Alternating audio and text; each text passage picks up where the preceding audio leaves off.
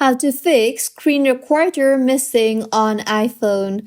Hello everyone, I am Bishaka and welcome to our channel. Now let's get right into the tutorial.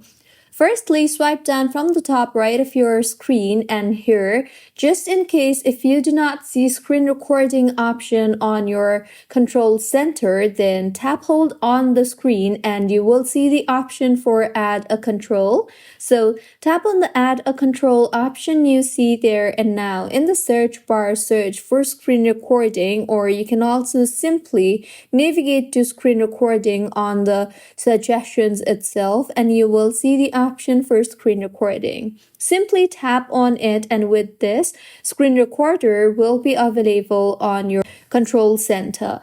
You can then go ahead and adjust the location of the control center and place it anywhere you want. So this was about how you can fix screen recorder missing on iPhone. If you find this tutorial helpful, please like the video and do comment if you have any queries.